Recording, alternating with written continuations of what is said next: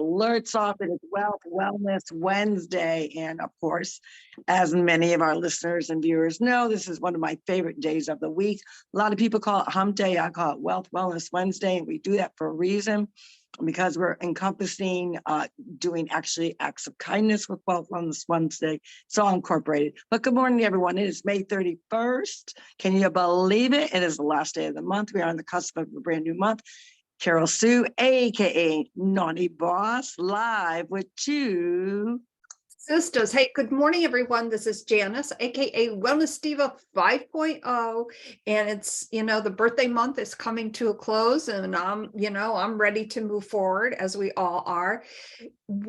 Wellness comes in many different forms, and especially for women over 50. We have an amazing guest today. And I'm just so excited to welcome Dr. Heather Awad to the TwoSistas podcast family. Welcome. Welcome. Thanks so much for having me. I'm thrilled to be here. Oh, wonderful. Awesome. We're thrilled to have you as well. Especially for women over 50, obviously my journey happened in my early 40s, but what I find very interesting about permanent weight loss, Dr. Heather, is it's really very different for everyone, yet there are a lot of similarities. Sure. Yeah, I think that the big thing about permanent weight loss is liking how you do your weight loss journey, because then you're going to keep going with something very, very similar. I think a lot of times we've done things to lose weight that we're creating short-term restrictions for short-term gains. And we think, well, when I get there, then I just go back to doing whatever and it's fine. And it doesn't really work. So when we choose something that we don't like for our weight loss journey, then we're not going to like it for our maintenance journey. Does that make sense? Yes, it does. And Carol Sue, as we've often chatted about this, the short-term aspect, that makes so much sense. But, I guess the question or the comment would be, why do especially women fall prey to doing the same things that we've always done? Well, I think part of it too is that the environment, the world that we live in, everyone's impatient. They want an instant result, instant gratification. And sadly, a lot of people want to shortcut the journey of the whole process of living a healthy lifestyle. Yeah, you initially want to get that unhealthy weight off. We all know that. Maybe you're uncomfortable. Maybe you look at that reflection in the mirror and it drives you cuckoo. But in order to, in my perspective, to achieve that ultimate lifestyle, you have to partner with it. So, I hate to use the word diet. I mean, to me, we all diet, whether we have a healthy diet or whether we have a poor diet.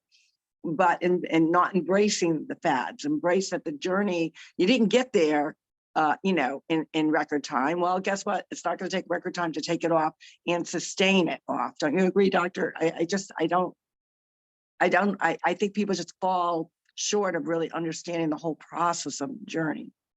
I agree, because we are kind of in a hurry. We like the quick fix for sure. And my clients I work with, some of them, the weight just falls off really quickly and they're super happy. And some people, it is more of a slow, gradual thing. But I frequently, my latest client who just started working with me last week said, well, shouldn't I do a juice cleanse and just drink juice for a week? And I was like, okay, wait, let's stop and talk about our philosophy about making this permanent weight loss. It is a lifestyle. You definitely want to, you're almost like you have the lane that you're eating in now, and you want to find a new lane where you have things that you really love to eat still, and all the things that you love to eat sometimes, but it's a new lane for weight loss and for just going forward with your health goals and your weight loss goals. So like you said, people are uncomfortable in their bodies. And also I get people who come to me who have like a new high blood sugar that they didn't have before, or all of a sudden they're on blood pressure medication and their doctor says, this weight gain, is probably contributing. So there's a lot going on there. Yeah. Go ahead, Jim. Well, I think, that's a great analogy about the lane, because the lanes, as we know it, have many potholes.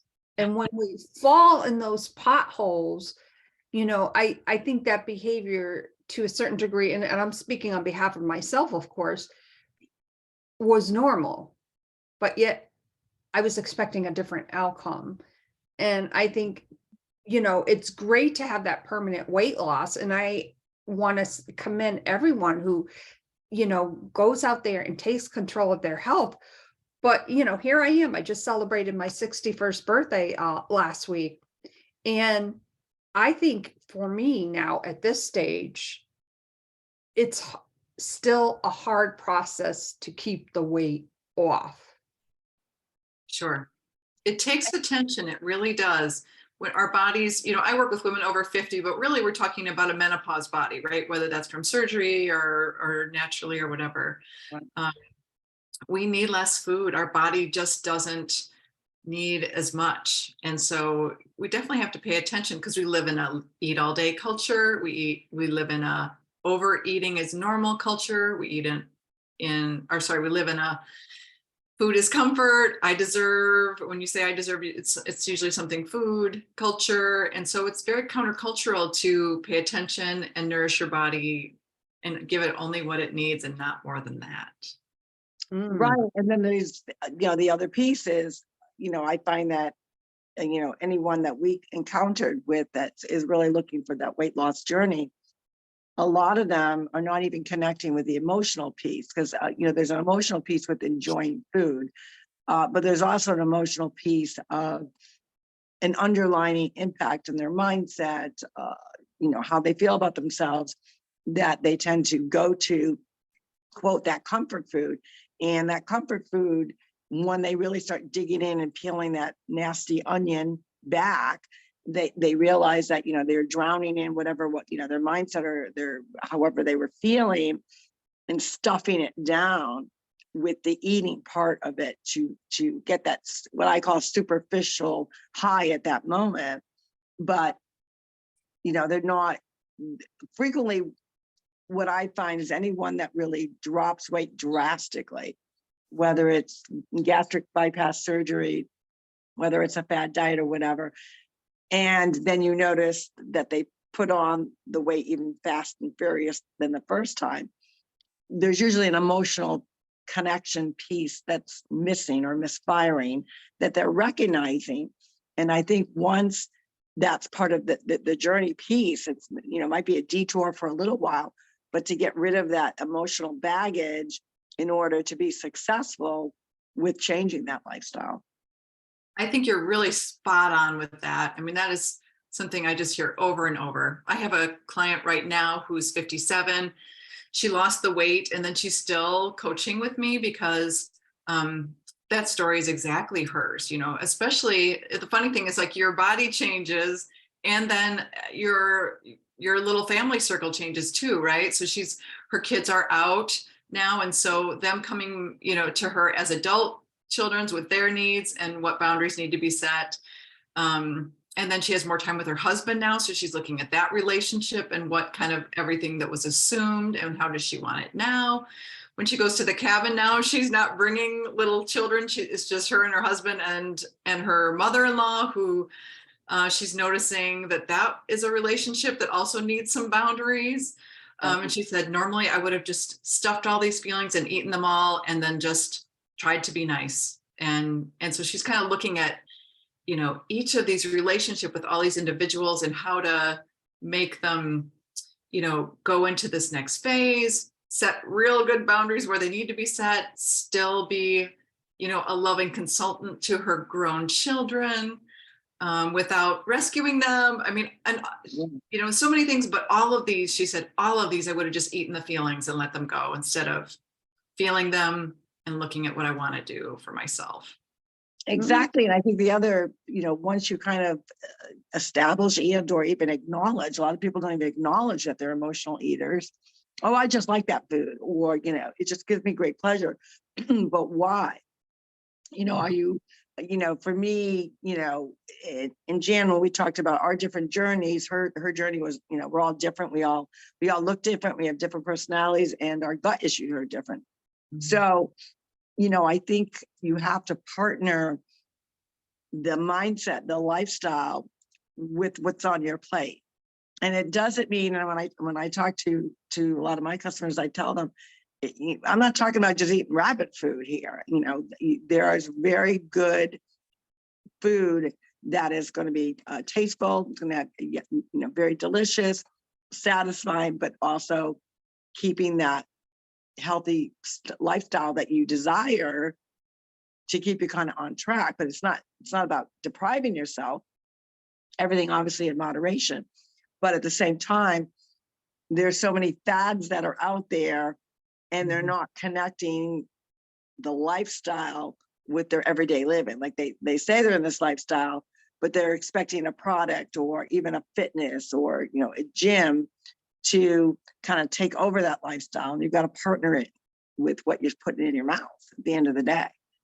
For sure. And people have been told, we have these extreme things that are on the internet as well. Like, this is a superfood and this is a bad food. I have a friend who's not a client who said, she lost this weight and she's trying to go into maintenance now. And she said, I wasn't allowed to eat fruit for a year and I'm trying to figure out how to get fruit back in. And I think, fruit is a healthy thing, so that we get a lot of mixed messages on what's okay. And really, all the fruits and vegetables are good. Exactly. And I think, part of it is that, it's the fast track of where they want to go. And like you said, depending on the person's metabolism, depending on their overall health, there are some people, you probably take a flip flop and bang them over the head a little bit.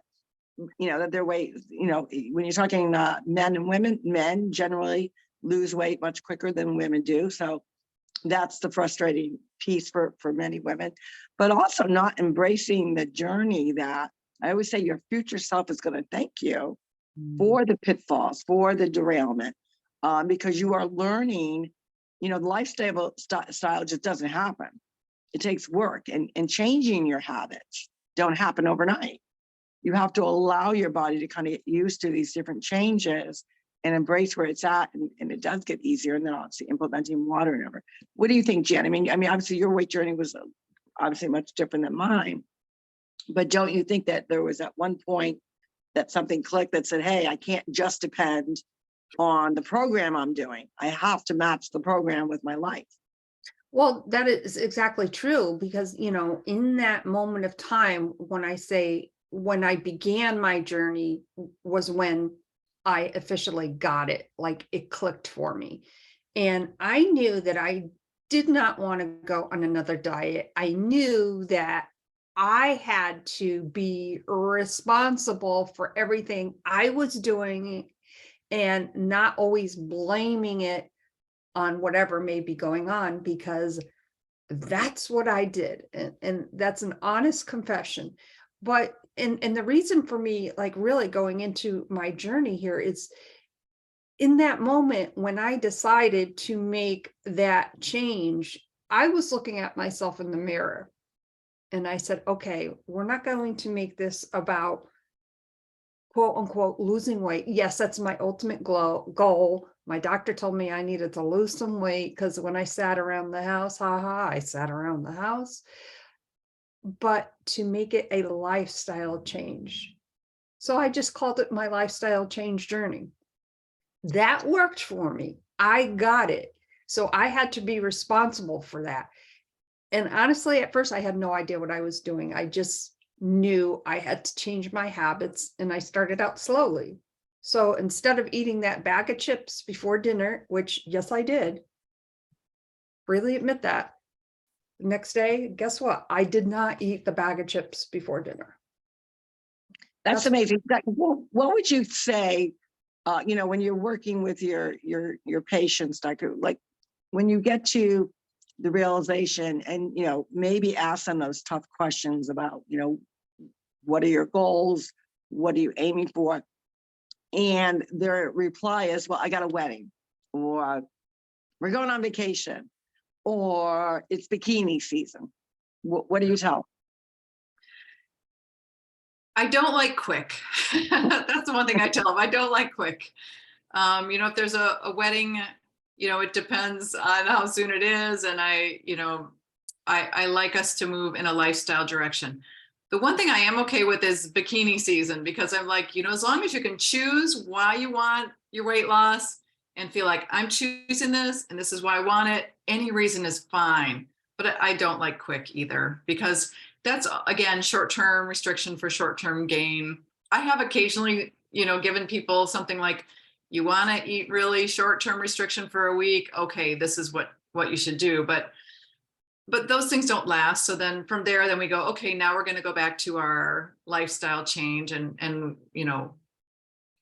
try to go for that. Because I think, Janice, your mindset was beautiful for that. This is my lifestyle journey. And just saying that to yourself over and over again gives you this feeling of calm, gives you a feeling of commitment, gives you a feeling of long-term and success. And that, those feelings really carry you, because we're emotional beings, and the men are too, but humans are emotional beings. Yes. Exactly. And I love that part. But also I think what comes within that, the blessings that come within, that's our part of the journey, is you now become accountable to you. So many times, especially as women, we're the nurturers, we're the ones doing, not to say that men are not, they are, but women are more noticeably doing that, and put it that way. And, we do too often put ourselves on the back burner because we're, taking care of, the house, the kids, the profession, our friendships, our, families, whatnot. And a lot of people just don't feel like they're deserving of like having that hard conversation, because at the end of the day, there's only two things that we're in control of: how we act and how we react, and also the action that we're going to take for ourselves. I look at it from the longevity piece, especially when you're dealing with women over 50. Now it's not only making sure like you're getting it, you understand the lifestyle changes that you must need in order to remain healthy with movement, fitness, whatever that fitness may be, being mindful of not depriving, but being mindful of that we're not overdoing it. What would you say would be the one misconception that women have with this weight loss journey? I think that keeping the commitment to yourself is one of the most important pieces that you brought up.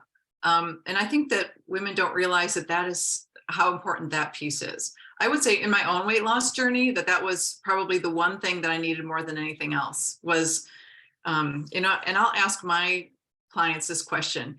If you have a lunch date at noon on Saturday with your friend, do you show up for that? And they look at me like, well, yeah, of course. And I said, if you have to be at work at 8 a.m. on Tuesday, do you go at 8 a.m. on Tuesday? And they look at me like, yeah, of course.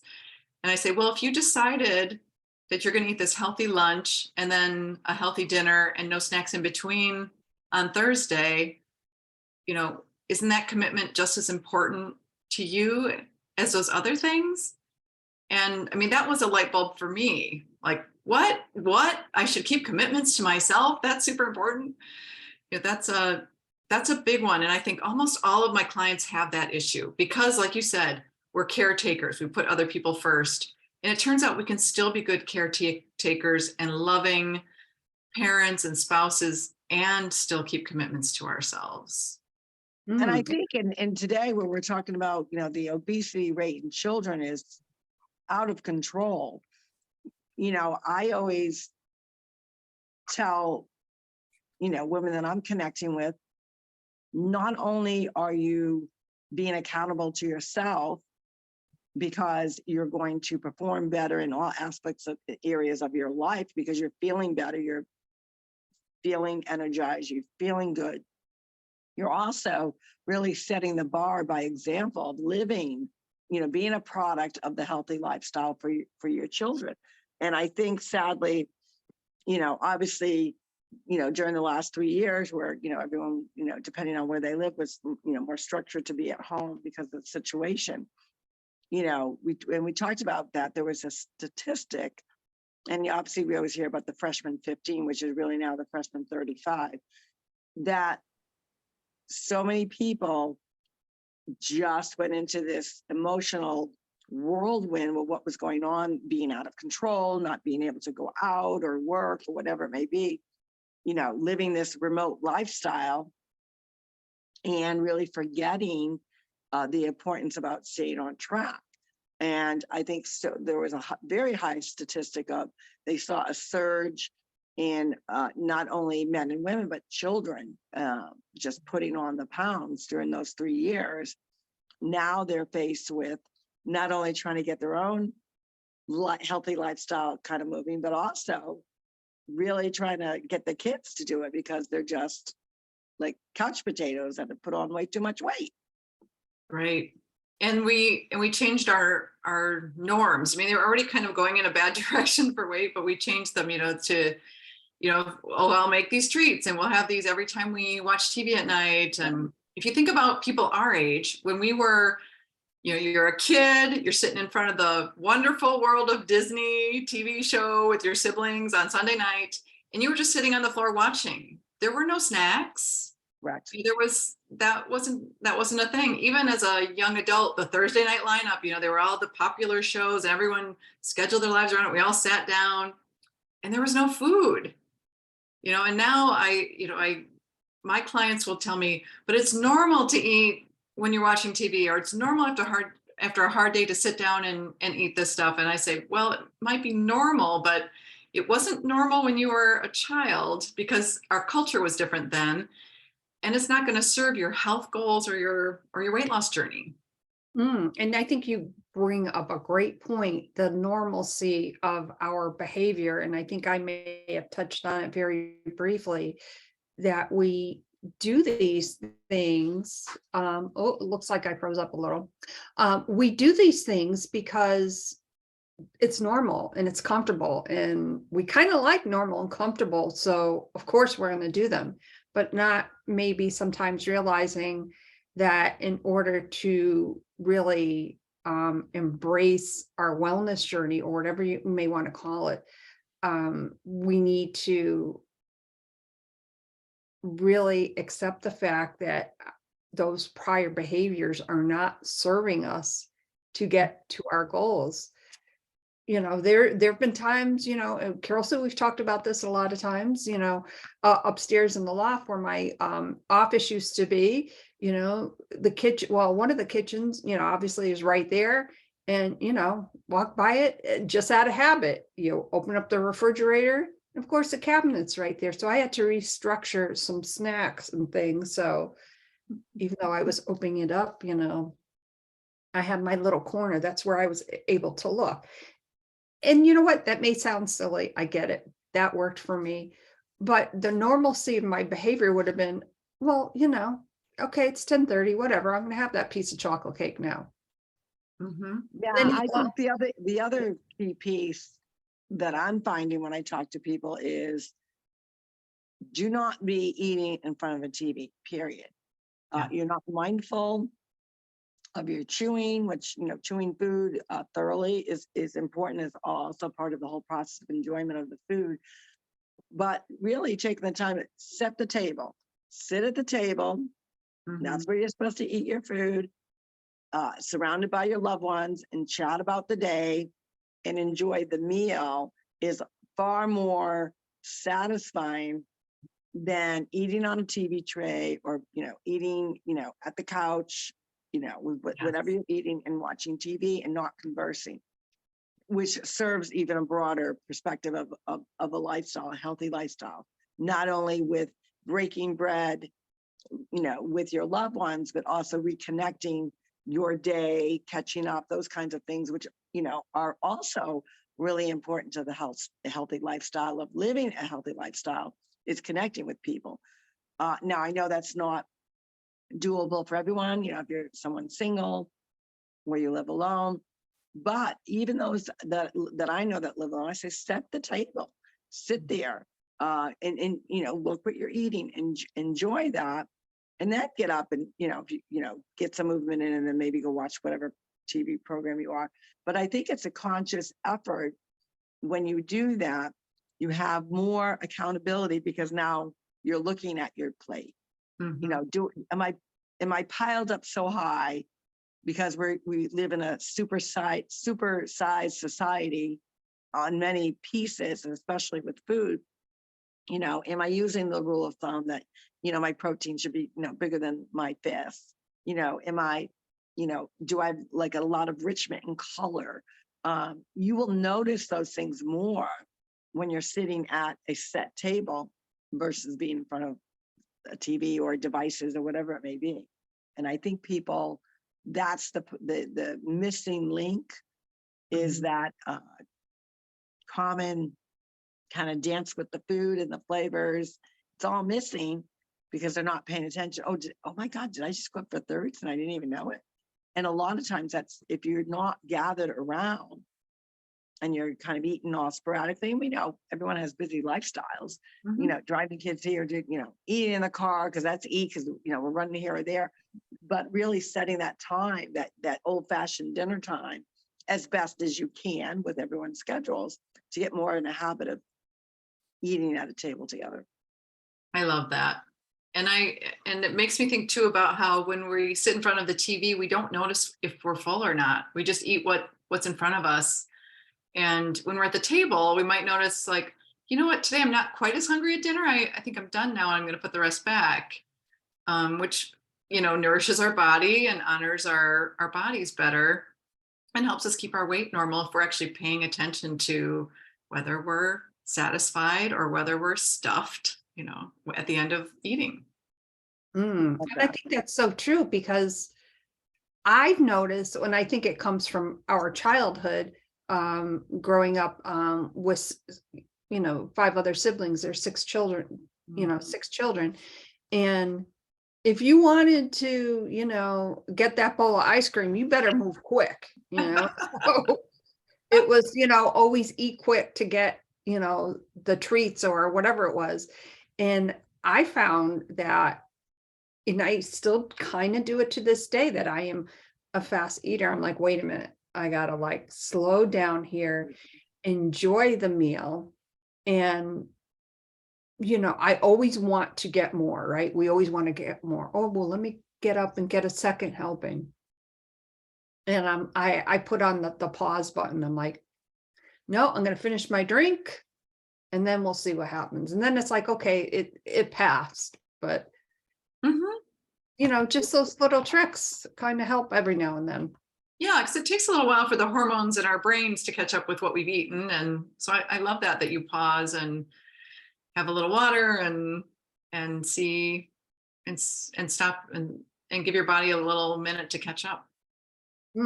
Yeah, it's definitely worked for me. Dr. Awad, what are some of the, do you have any suggestions for like somebody who may be listening to this right now?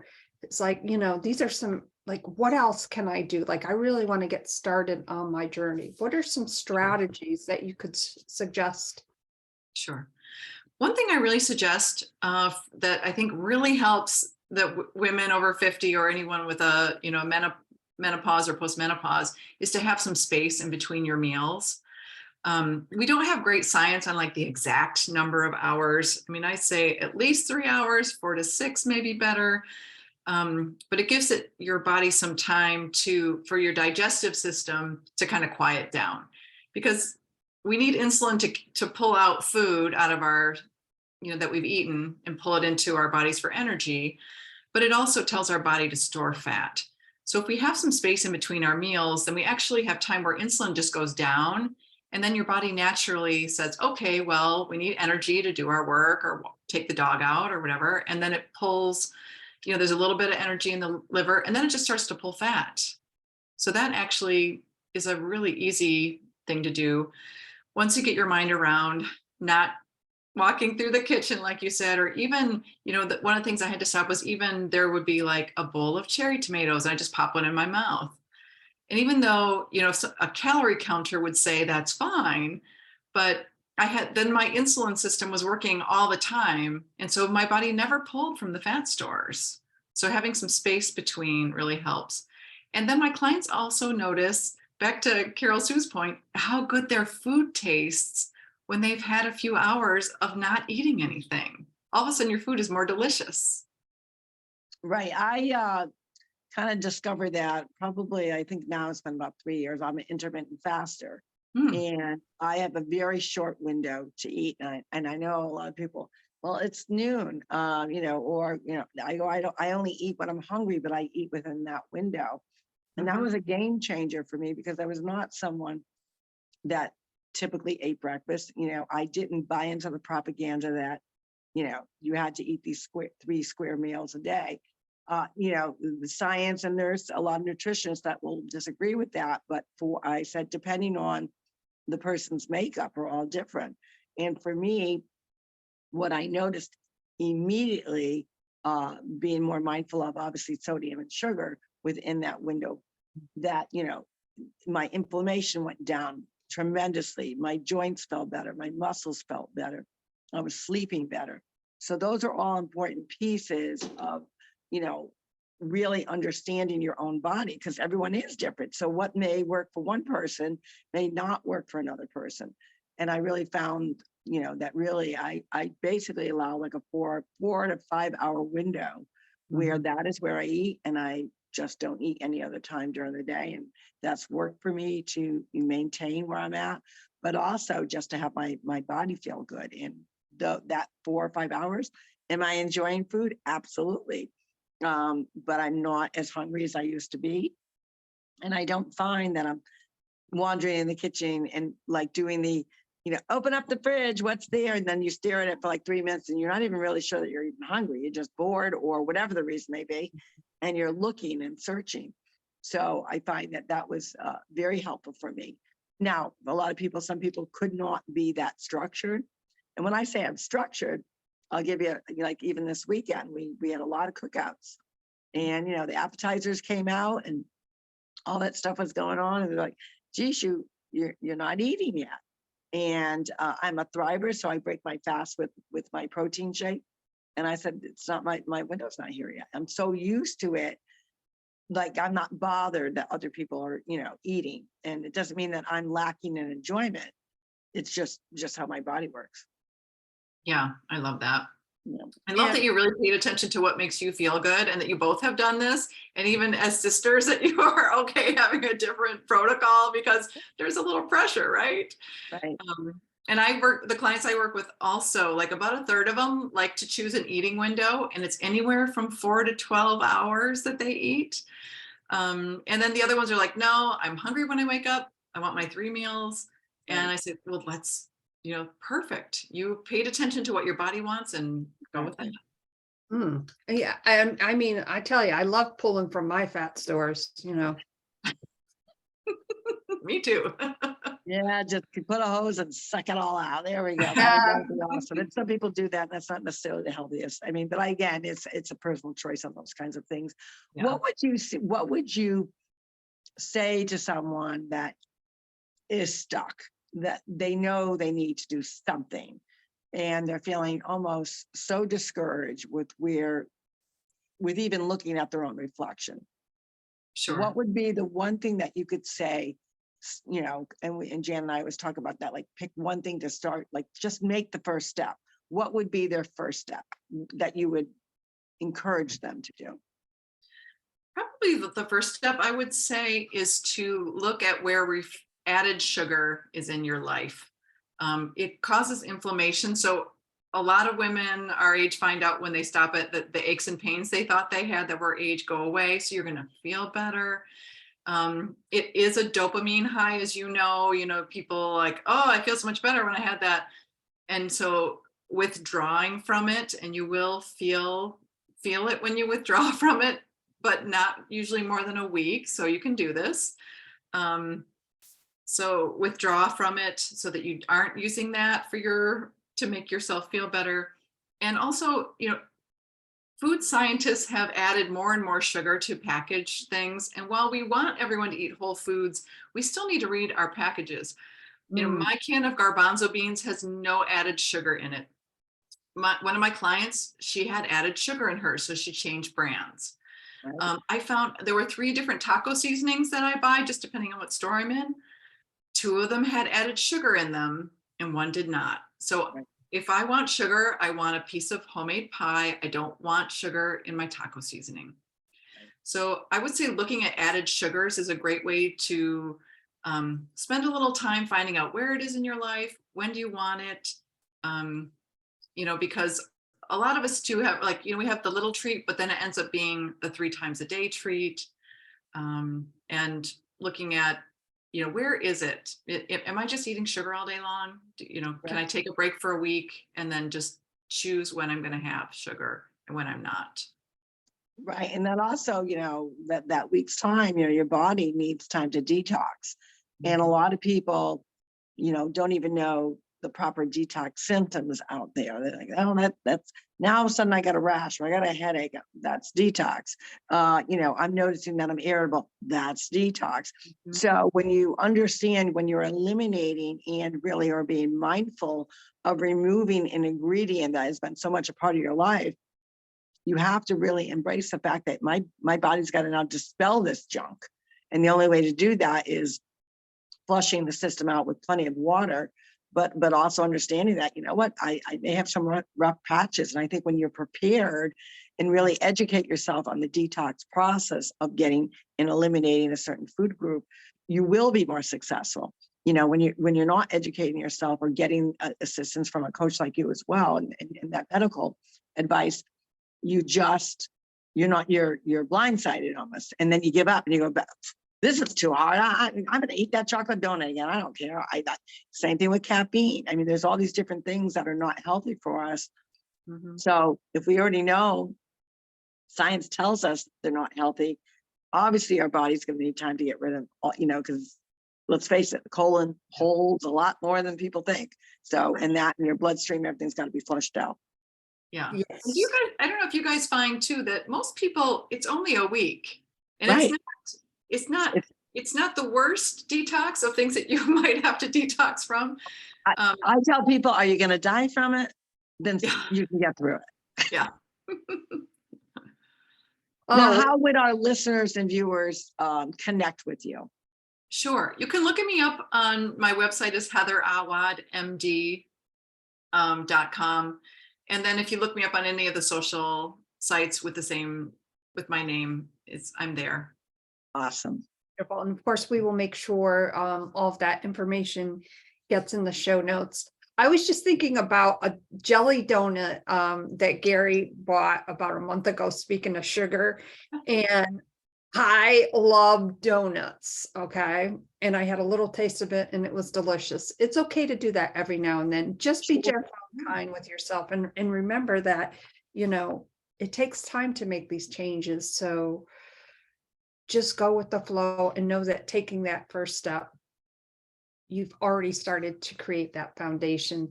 Dr. Heather, we so want to thank you so much for your time today. It's been an amazing podcast, and we hope that you will definitely consider coming back.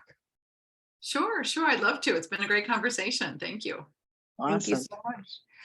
Well, my name is Janice, aka Wellness Diva 5.0, and I'm going to turn it over with two Sisters, and this is Carol Sue, aka Naughty Boys, live on this Wealth Wellness Wednesday. What does that actually mean? It's really about giving to other people and no one that you know, not your neighbor, not your family member. It's about really an unsuspecting person having a financial exchange with them that they don't even know about it. What do I mean by that? It's really just putting that mindset out to the universe to have a healthy relationship with money. The more money we have, the more money that we can impact others, whether it's your community, your churches, helping someone else in need. But you have to have the right mindset. Common thing that I do is love going into a store and and it's not about the actual financial amount. I want to make sure we're clear on that. It could be $1, it could be $5, whatever you want. Stick it in maybe a diaper bag. How many moms, cost of formula and diapers are going up. Or maybe it's in the dairy aisle. Maybe it's in the vegetable aisle. Let's get some healthy stuff going on there. Maybe it's in the seafood aisle, which I know Jan's gonna over because she's not a big seafood eater or fish. Whatever it is, go to the gas station. It's about the actual action to put forth kindness. And when you put forth kindness and generosity, people feel grateful, and they're in turn going to do the same thing. So we hope that that helps you. We will see you. Thank you again, Dr. Heather. Everything was great. Yes, I would love to dig into some really good in plant-based ingredients with you sometime regarding that pre-post menopausal period that we need as women in our bodies, kind of help with that mood swings, the temperature fluctuations, all that happy jazz. Even some people breaking out in their 50s, it does happen. With that, we will see you tomorrow for Trending Thursday. We hope you're not just watching the trends, but you be the trend. Take care, everyone. Have a good day. Bye-bye. Bye, everyone. And thank you so much to everybody on Wisdom. Have a great day, everyone.